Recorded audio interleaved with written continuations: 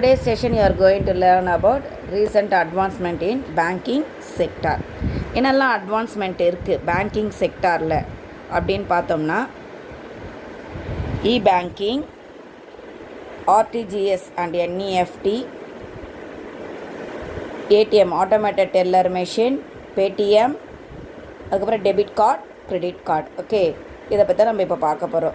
Next அதில் இருக்கிற issues பற்றி, அதில் என்ன ப்ராப்ளம்ஸ் இருக்குது அப்படின்னு பற்றி பார்க்க போகிறோம். First இ-பேங்கிங். we will move on to the e-banking. Online banking, also known as internet banking, that we know. It is an electronic payment system that enable customer of a bank or other financial institution to conduct a range of financial transaction through financial institutions website. நம்ம என்ன பண்ணுறோம், financial institution website மூலமாக போய்ட்டு என்ன பண்ணுறோம், மணின்றதை transfer பண்ணுறது. அதுதான் இ-பேங்க். இது எல்லாமே நம்ம எது மூலமாக பண்ணிட்டுருக்கோம், நெட்வொர்க் மூலமாக, அதாவது எலக்ட்ரானிக் மூலமாக நம்ம பண்ணிகிட்ருக்கோம் இல்லையா. அந்த எலக்ட்ரானிக் மூலமாக, ஆன்லைன் மூலமாக பண்ணுறது எல்லாமே என்ன சொல்கிறாங்க, அங்கே இ-பேங்கிங் அப்படின்னு சொல்லிட்டு சொல்கிறாங்க. அதாவது நீ போயிட்டு பேங்க்கில் போய் தான் பண்ணணும்னு அவசியம் இல்லை. பேங்க் மூலமாக இருக்கிற அந்த அவங்களுக்குன்னு ஒரு வெப்சைட் இருக்கும் இல்லையா, அந்த வெப்சைட் மூலமாக நம்ம என்ன பண்ண முடியும், அங்கே மணின்றதை ஒருத்தர் அக்கௌண்ட்டு இன்னொருத்தர் அக்கௌண்ட்டுக்கு அங்கே ட்ரான்ஸ்ஃபர் பண்ண முடியும். இது எல்லாமே நம்மளுக்கு நல்லா தெரிஞ்ச விஷயம்தான் இல்லை. Because nowadays we are using this one. Today, virtual banks have only an internet presence which enable them to lower cost than traditional brick and mortar banks. இப்போ நிறைய பேங்க்ஸ் என்ன தான் வச்சுருக்காங்க, ஒன்லி இன்டர்நெட் இது மூலமாக தான் எல்லாமே மொத்தமாக நடந்துகிட்ருக்கே தவிர, எதுக்காக அந்த மாதிரி இன்டர்நெட் மூலமாக பண்ணிகிட்ருக்காங்க, அவங்களுடைய அந்த நிறைய பேர் என்ன பண்ணலாம், இவ்வளோ பேர் வேலைக்கு வைக்கணுன்ற அவசியம் கிடையாது. ஏற்கனவே இருந்த மாதிரி பார்த்திங்கன்னா இப்போ கிடையாது. அப்போது அவங்களுக்கு அந்த காஸ்ட் அப்படிங்கிறது என்ன ஆகுது, அங்கே லெஸ் ஆகுது. அதுக்கப்புறம் வந்துட்டு ஒரு பேங்க்குன்னு ஒன்று வச்சுருந்தா அதுக்கு வாடகைன்னு ஒன்று கொடுக்கணும் இல்லையா. அப்போ அதெல்லாம் அவங்களுக்கு ரெண்டல் ப்ராப்ளம்ன்றதெல்லாம் என்ன ஆகுது, அங்கே இதுவாகுது, மொத்தமாக அவங்களுக்கு டினை ஆகுது, அதான் குறையுது அங்கே. அதே மாதிரி நம்ம இப்போ பழைய பேங்கிங் சிஸ்டம்லலாம் பார்த்தோன்னா போய் லைனில் போய் நிற்கணும், போயிட்டு பணத்தை பே பண்ணணும், வரணும், இந்த மாதிரி ப்ராப்ளம். இப்போ அப்படிலாம் இல்லை. இந்த இ-பேங்கிங் மூலமாக என்ன பண்ணுற, நீ வீட்டில் இருந்தபடியே நீ உன்னுடைய மணியை ட்ரான்ஸ்ஃபர் பண்ணிக்கிற இல்லையா, ஒரு அக்கௌண்ட்லேருந்து ஒரு அக்கௌண்ட்டுக்கு நம்ம ட்ரான்ஸ்ஃபர் பண்ணுறோம். ஸோ இது எல்லாருக்குமே என்ன ஆகுது, ரொம்ப ஈஸியஸ்ட் ஒரு வேவாக அங்கே இருக்குது. ஆர்டிஜிஎஸ்ன்றது என்னென்னா ரியல் டைம் கிராஸ் செட்டில்மெண்ட் அப்படிங்கிறது. ஓகேவா, இந்த இடத்துல என்ன ஆகுது, நம்மளுக்கு transaction happens in real time hence fast. Transaction அப்படிங்கிறது என்ன ஆகிடுது, அங்கே ரொம்ப ஃபாஸ்ட்டாக நடக்கிறது. பட் இதுக்கு டைமிங் எப்படி கொடுக்குறாங்க, 9 to 4:30 PM தான். 1:30 சாட்டர்டேயில் 1:30 PM வரைக்கும். மற்ற சண்டேஸ்லாம் நம்ம பண்ண முடியாதுல்ல. Minimum amount for RTGS transfer is ₹2 lakhs தான். ஓகேவா, அதுக்கு மேலே உன்னால் ட்ரான்ஸ்ஃபர் பண்ண முடியாது. அதே என்இஎஃப்டின்றது national electronic fund transfer. Okay, இப்போ நம்மளது இப்போ பண்ணிட்டுருக்கோம், அதெல்லாம் ஃபண்டு அப்படியே நம்ம அப்படியே ட்ரான்ஸ்ஃபர் பண்ணுறது. இதில் வந்து நீ எவ்வளோ வேணால் என்ன பண்ணலாம், அங்கே வந்துட்டு ட்ரான்ஸ்ஃபர் பண்ணலாம். Transaction happen in patches hence slow. இது எப்படி இருக்குது, இது வந்து பார்த்தீங்கன்னா ரியலான ஒரு டிரான்சாக்ஷனாக இருக்குது, ஃபாஸ்ட்டாக நடக்குது. ஆர்டிஜிஎஸ் என்இஎஃப்டின்றது என்ன ஆகுது, அங்கே ரொம்பவே ஸ்லோவாக இருக்குது. இது டைமிங்கும் பார்த்தீங்கன்னா மார்னிங் 8 to 6:30 PM, 12:30 வரைக்கும் தான் சாட்டர்டேயில். No minimum limit. இதில் வந்து மினிமம் அப்படிங்கிறதுலாம் எதுவுமே கிடையாது. ஓகேவா, இந்த ஆர்டிஜிஎஸ் அப்படிங்கிறதுல மினிமம் அமௌண்ட்டை எவ்வளோ நீ ட்ரான்ஸ்ஃபர் பண்ணணும், 2 lakhs வரைக்கும் ட்ரான்ஸ்ஃபர் பண்ணணும். ஓகேவா, அதுக்கு கம்மியாலாம் நீ 10,000 15,000 உன்னால் ட்ரான்ஸ்ஃபர் பண்ண முடியாது. 2 lakhs ட்ரான்ஸ்ஃபர். இப்போ ஸ்டார்டிங் அமௌண்ட்டே எவ்வளோ அங்கே ட்ரான்ஸ்ஃபர் ஆகும், 2 lakhs. ஓகே, அதுக்கு மேலே இருக்கிற வரைக்கும் தான் நீ ட்ரான்ஸ்ஃபர் பண்ணின்னு போகலாம். ஆனால் இங்கே என்ன அப்படிலாம் கிடையாது. நீ ஒரு ₹5 ₹1 நம்ம என்ன பண்ணலாம், அங்கே ட்ரான்ஸ்ஃபர் பண்ணலாம். சரி, நம்ம இங்கே பார்க்கலாம் உள்ள என்ன கொடுத்துருக்காங்க பார்க்கலாம். Interbank transfer enables electronic transfer of funds from the account of the remitter in one bank to the account of the beneficiary maintain with any other bank branch. இப்போ நான் வந்து இந்தியன் பேங்க்கில் அக்கௌண்ட் வச்சுருக்கேன். ஓகேவா, நீங்கள் வந்து என்ன பண்ணுறீங்க, ஸ்டேட் பேங்க்கில் வச்சுருக்கீங்கன்னா என்னுடைய இந்தியன் பேங்க், அதாவது வேறு பேங்க் உங்களுது. அப்போ இந்தியன் பேங்க்லேருந்து ஸ்டேட் பேங்க்குக்கு என்ன பண்ண முடியும், என்னால் அங்கே வந்துட்டு மணின்றதை ட்ரான்ஸ்ஃபர். முன்னாடிலாம் அப்படி கிடையாது. எப்படி இருக்குன்னா, இப்போது இந்தியன் பேங்க்னால் Indian bank to Indian bank தான் ட்ரான்ஸ்ஃபர் பண்ண முடியும், அப்படி தான் இருந்தது. பட் இதில் என்ன பண்ணியிருக்காங்க, எந்த பேங்க்லேருந்து எந்த பேங்க்குக்கு வேணால் நம்ம என்ன பண்ணலாம், அங்கே ட்ரான்ஸ்ஃபர் பண்ணலாம். இல்லை உன்னுடைய அக்கௌண்ட்லேயே நீ 2 பேங்க்கில் வச்சுருப்பேன், அப்படி வச்சுருந்தா என்ன பண்ணுவேன், ஒரு பேங்க்லேருந்து இன்னொரு பேங்க்குக்கு நீ அங்கே ட்ரான்ஸ்ஃபர், செல்ஃப் ட்ரான்ஸ்ஃபர்னு ஒன்று பண்ணுவாங்க. ஓகே, இதுதான் 2 சிஸ்டமாக நம்ம சொல்கிறது. இப்போ ஆர்டிஜிஎஸ் அண்ட் என்இஎஃப்டின்னு சொன்னேன். Both the system are maintained by RBI. NEFT operates in half-hourly batches of the half day அப்படின்ற மாதிரி தான் நடக்கும் இது. Currently there are 23 settlements from 8 AM to 7 PM வரைக்கும். ஆக்சுவலாக ஆஃப் ஹவர்லி பேச்சஸில் தான் நடக்கிறது. அது ஆஃப் ஹவர்லி பேச்சஸ் வந்து ஆஃப் டேன்ற மாதிரி நடக்கும் இல்லையா, அதுக்கு அடுத்த டைம்லலாம் ஃபுல்லாக என்ன பண்ணுவாங்கன்னா இந்த மணி ட்ரான்ஸ்ஃபர் தான் பண்ணிக்கிட்டு இருப்பாங்க. அதுக்காக பேங்க் ஒர்க் ஆகாது, க்ளோஸ் ஆகிடும் அப்படி கிடையாது. மணி ட்ரான்ஸ்ஃபர்ன்றது கண்டிப்பாக நடக்கும். Money transfer 8 AM to 7 PM வரைக்கும் நடக்கும், நைட் வரைக்கும் நடக்கும். ஆனால் வந்து நீ போய் இந்த மணி பே பண்ணுற பற்றியா, பே பண்ணுறது எல்லாமே எப்படி ஆஃப் டேக்கு தான் அங்கே பே பண்ண முடியும் உன்னால். நிறைய இந்தியன் பேங்க்லலாம் அப்படி தான், ஒரு 1 o'clock இல்லை 2 o'clock வரைக்கும் தான் உன்னால் மணின்றது அங்கே பே பண்ண முடியும். அதுக்கப்புறம் போனோன்னா உன்னால் மணின்றது பே பண்ண முடியாது. Okay, therefore the beneficiary can expect to get the credit for the transaction put through between 8 AM to 5:30 PM. நம்ம ஒரு பெனிஃபிஷரி உனக்கு வேணும் மணி வேணுன்றவங்க எந்த டைமில் நம்ம அந்த கிரெடிட் ட்ரான்சாக்ஷன் பண்ணிக்க முடியும், மார்னிங் 8 5:30 வரைக்கும் அங்கே பண்ணிக்க முடியும். And all working days including working Saturdays on the same day. For transactions settled in the 6:30 and 7 PM batches on all working days including working Saturdays, the credit will be offered either on the same day or the next working day. என்ன ஆகுது அங்கேயும் பார்த்தீங்கன்னா என்ன பண்ணுறாங்க, நீ வந்து ஒரு மணி transfer பண்ணினா அதே நாள்லேயே உனக்கு என்ன ஆகிடும், உன்னுடைய அக்கௌண்ட்டுக்கு அங்கே வந்துடும். நான் இப்போ உன்னோட போடுறேன்னா என்ன ஆகிடுது, நான் என்னைக்கு பண்ணுறனோ அன்றைக்கே உனக்கு என்ன ஆகிடுது அங்கே வந்து சேர்ந்துடும். அதே மாதிரி தான் என்ன அந்த மற்ற இதுலேயும் பார்த்தீங்கன்னா ஆர்டிஜிஎஸ்லேயும் அதே இதுதான், என்னைக்கு போட்டாலும் என்ன ஆகிடும் அதே நாளில் வந்துடும். அப்படி இல்லைன்னா ஜஸ்ட் ஒரு 1 day என்ன ஆகிடும் போஸ்ட்பாண்ட் ஆகி அங்கே போய் சேரும். ஏடிஎம் ஆட்டோமேட்டிக் டெல்லர் மிஷின், இதுவும் நம்மளுக்கு தெரியும். நம்ம எந்த டைமில் வேணால் எங்கே வேணால் நம்ம என்ன பண்ணலாம், மணியை போய் எடுத்துக்கலாம். ஒரு கார்டு இருக்கும், அது உனக்குன்னு ஒரு என்ன இருப்பாங்க, ஒரு ஐடென்டிட்டி நம்பர் இருக்கும். அதை வச்சு நம்மளால் எங்கே உன்னுடைய அக்கௌண்ட்லேருந்து மணின்றதை உன்னால் எடுத்துக்க முடியும். இந்த ஏடிஎம் மூலமாகவே வேறு இன்னொரு வேலை என்ன பண்ணுறாங்க, இப்போ வந்துட்டு முன்னாடிலாம் மணி எடுக்கிறதுக்கு மட்டும்தான் அதை யூஸ் பண்ணிட்டு இருந்தோம். அப்படி கிடையாது, இப்போ எதுக்கும் நம்ம யூஸ் பண்ணுறோம், மணி போடுறதுக்கும் ஏடிஎம் கார்டை நம்ம உன்னுடைய அக்கௌண்ட்டில் நீ மணி போட்டுக்கணும் அப்படின்னு நினச்சாலும் ஏடிஎம் கார்டுன்னு ஒன்று யூஸ் பண்ணுறாங்க.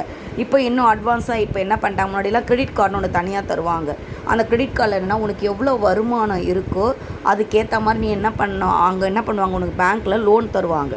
உன்னுடைய அக்கௌண்ட்டில் மணியே இருக்காது, அதுதான் எங்களுக்கு கிரெடிட் கார்டு பின்னாடி வரும். ஓகேவா, உன்னுடைய பேங்க்கில் அக்கௌண்ட்டில் மணி இருக்காது, ஆனால் உன்னுடைய அந்த டிரான்சாக்ஷனை பார்த்து என்ன பண்ணுவாங்க, உனக்கு இவ்வளோன்னு சொல்லிட்டு உன்னுடைய அந்த எவ்வளோ சம்பாதிக்கிறியோ, உன்னுடைய அதாவது டிரான்சாக்ஷன் எவ்வளோ நடக்குதோ, சம்பாதிக்கிறதுல இங்கே டிரான்சாக்ஷன் எவ்வளோ நடக்குதோ அதை பொறுத்து என்ன பண்ணுவாங்க, உனக்கு கிரெடிட்னு ஒன்று தருவாங்க. ஸோ அந்த கிரெடிட் கார்டை யூஸ் பண்ணி நீ எங்கே வேணால் எதை வேணால் பர்ச்சேஸ் பண்ணிக்கலாம். அது ஒரு மெத்தடாக.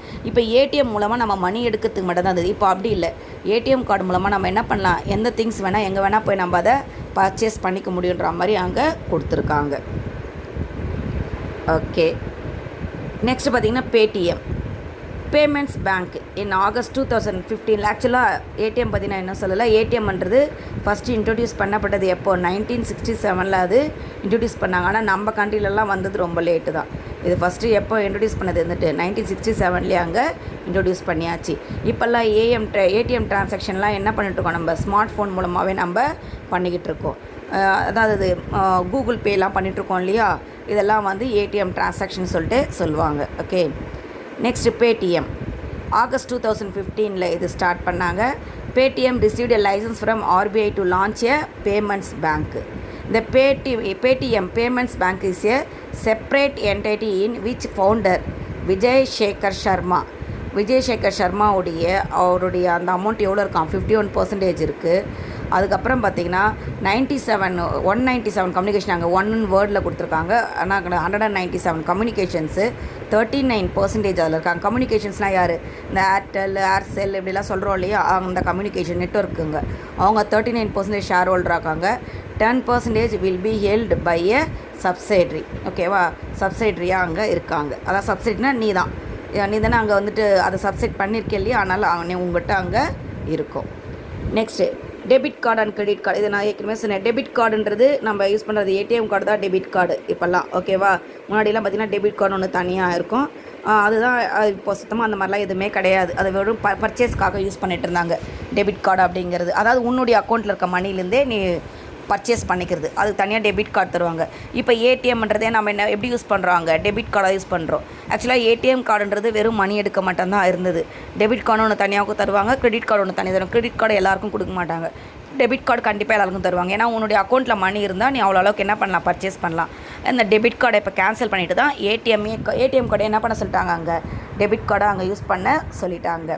பட் இதனால் என்னெல்லாம் இஷ்யூஸ் வருது அப்படின்னு பார்த்தீங்கன்னா, நிறைய நம்மளுடைய அந்த நம்பர் இருக்கு இல்லையா, அந்த நம்பரை வச்சு என்ன பண்ணுறாங்க நிறைய பேர், அங்கே உன்னுடைய மொத்த அமௌண்ட்டையும் அவங்க எடுக்கிறதுக்கு சான்சஸ் இருக்குது. ஒன்றுமே இல்லை, ஏடிஎம் மூலமாக எடுக்கிறதும் சரி, அதே டைம் நீ வந்து இந்த ஆன்லைன் மூலமாக ட்ரான்ஸ்ஃபர் பண்ணுற பற்றியா, அதே வந்து உன்னுடைய ஃபோனை ஹேக் பண்ணாங்கன்னா உன்னுடைய மணி எவ்வளோ இருக்குது அப்படிங்கிறத என்ன பண்ண முடியும், அவங்களால கண்டிப்பாக அங்கே பார்க்க முடியும்.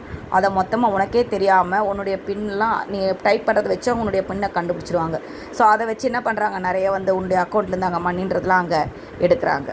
ஓகே, இங்கே நம்ம ரீசெண்ட் இஷ்யூஸில் இங்கே என்ன கொடுத்துருக்காங்க நம்ம பார்க்கலாம். Once the borrower fails to make interest or principal payments for 90 days, the loan is considered to be a non-performing asset. இது எதுக்குன்னா கிரெடிட் கார்டுக்கு இந்த இஷ்யூஸ் எதுக்கு வந்திருக்கு, கிரெடிட் கார்டு வச்சு ஒருத்தன் வந்து ஏதோ ஒரு பொருளை வாங்குறான்ப்பா. ஆனால் அவன் வந்து அவனுடைய அக்கௌண்ட்டில் மணி இல்லாமல் தான் கிரெடிட் கார்டை வச்சு வாங்குவான். ஆனால் அவன் எதுக்குள்ளே பே பண்ணி ஆகணும், 90 டேஸ்க்குள்ளே அந்த மணி என்ன பண்ணி ஆகணும், அங்கே பேங்க்கில் அங்கே கண்டிப்பாக பே பண்ணி ஆகணும். அப்படி பே பண்ணலைன்னா அது எப்படி காமிக்கிறாங்கன்னா நான் பெர்ஃபார்மிங் அசெட் சொல்லி அதை காமிக்கிறாங்க. ஓகேவா. NPAs are problematic for financial institution since they depend on interest payments for income. ஆக்சுவலாக இது எல்லாமே இந்த சப்போஸ் அந்த நம்ம கட்டலைன்னு வச்சுக்கோ, அது யாருக்கு ப்ராப்ளம் அப்படின்னு பார்த்தீங்கன்னா பேங்க்காரன் தான் ப்ராப்ளம். ஏன்னா பேங்க்காரன் உங்கள்கிட்ட இன்ட்ரெஸ்ட்டோட வாங்கிறதுக்காக தான் அந்த மாதிரி ஒரு லோனே தரான். அந்த லோனை தரும்போது நீ என்ன பண்ணுறாங்க, கட்டலைன்னும் போது அவனுக்கு என்ன ஆகிடுது, மொத்தமாக அங்கே லாஸ்ன்ற மாதிரி ஆகிடுது. Okay, as on now the size of NPAs is estimated to be around 10 lakh crores. இது வரைக்கும் உங்களுக்கு அந்த மாதிரி பணம் வராமல் இருக்கிறது எவ்வளோ இருக்குதோ, அங்கே 10 lakh crores வரைக்கும் வராமல் இருக்குது. As a result the banks to not have adequate capital. இதனால் என்ன ஆகிடுச்சு, பேங்க்கில் அங்கே இன்வெஸ்ட்மெண்ட் அதாவது கேபிட்டல் ஒன்று அங்கே இல்லாமல் இருக்குது.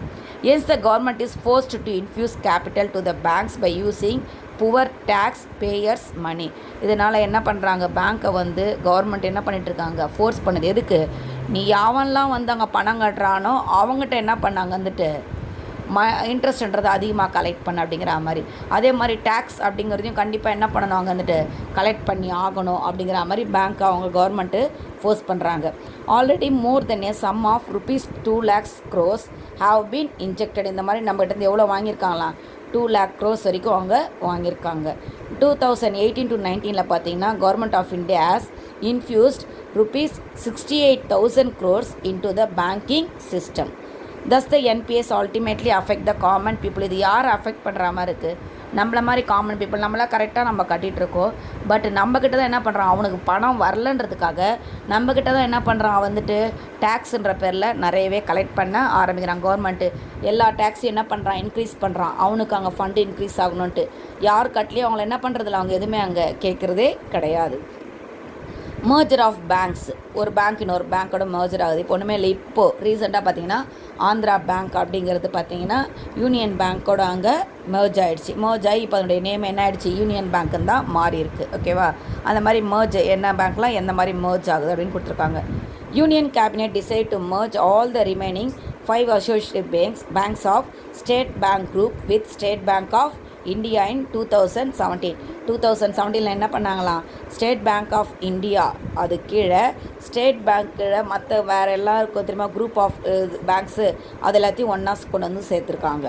After the parliament passed the merger bill the subsidiary banks have ceased to exist. இப்போ அந்த கீழே ஒர்க் பண்ண அந்த பேங்க்கில் என்ன பண்ணிட்டாங்க, க்ளோஸ் பண்ணிவிட்டு மொத்தமாக ஒன்றா சேர்ந்து எல்லாமே எங்கே ஸ்டேட் பேங்க்குன்னு வர ஆரம்பிச்சிடுச்சு. 5 associates and the Bharatiya Mahila Bank have become the part of State Bank of India. எதெல்லாம் இதில் வந்திருக்கான், பாரதிய மகிழா பேங்க் அதாவது மகளிர் குழுது பேங்க்குன்னு தனியாக இருந்தது. ஓகேவா. அந்த மொத்தமாக யாரு கீழே வந்துடுச்சாங்க, ஸ்டேட் பேங்க் SBI கீழே மொத்தமாக வந்துடுச்சு. எப்போதுலேருந்துனா April 1, 2017. This has placed the State Bank of India among the top 50 banks in the world. இதனால் வேர்ல்டு லெவலில் பார்த்தீங்கன்னா நம்ம ஸ்டேட் பேங்க் ஆஃப் இந்தியா எந்த லெவலுக்கு போயிருக்காங்க, 50th ரேங்க்கில் அங்கே இருக்குது. அதாவது அதோடைய இன்வெஸ்ட்மெண்ட் அப்படிங்கிறது அதிகமாக இருக்குன்ற மாதிரி காமிச்சிருக்காங்க. The 5 associated banks that were merged are State Bank of Bikaner and Jaipur. இதெல்லாம் இன்னும் அங்கே இருக்குது. அந்த மகளிர் குழுதும் சேர்ந்துருக்குன்னு பிகானர் அப்படிங்கிற ஊருடைய ஸ்டேட் பேங்க்கு சேர்ந்துருக்கு. ஆஸ் வெல் அஸ் ஜெய்ப்பூருடையது, ஹைதராபாடுடையது, மைசூர், பட்டியாலா, ட்ராவன்கோர், இந்த எல்லா பேங்க்ஸ் என்ன இருக்குது ஒன்றாவே அங்கே ஸ்டேட் பேங்க் ஆஃப் இந்தியா அப்படிங்கிற மாதிரி வர ஆரம்பிச்சிருக்கு. ஓகேவா. இன்னும் வேறு என்னெல்லாம் அப்படின்னு சொல்லிட்டு அவங்க கொடுத்துருக்காங்க. Bank of Indore, Bank of Saurashtra, இதுவும் ஸ்டேட் பேங்க் ஆஃப் இந்தியா கீழே அங்கே வந்துடுச்சு.